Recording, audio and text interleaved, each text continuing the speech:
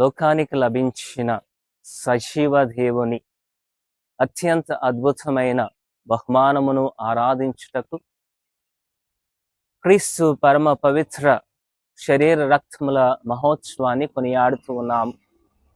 దీనినే దివ్య సప్రసాద మహోత్సవము అని తల్లి శ్రీ సభ ప్రకటిస్తూ ఉన్నది.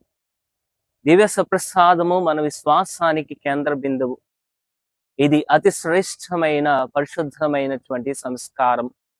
ఈ దివ్య సప్రసాదము ద్వారా క్రీస్తు ప్రభువు వాస్తవముగా, సజీవముగా, నిజముగా, సార్వభౌమ్యముగా మనతో ఉన్నారు అని మనకి అర్థమవుతూ ఉన్నది.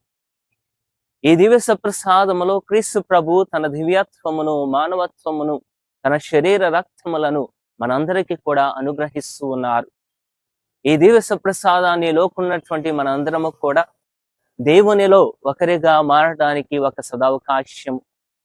దివ్య సప్రసాదము మనందరినీ కూడా క్రీస్తుతో సన్నిహితముగా ఐక్యపరుస్తూ ఉన్నది.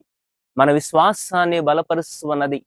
మనలను ప్రేమతో, పరిశుద్ధాత్మతో మనందరినీ కూడా నడిపిస్తూ ఉన్నది.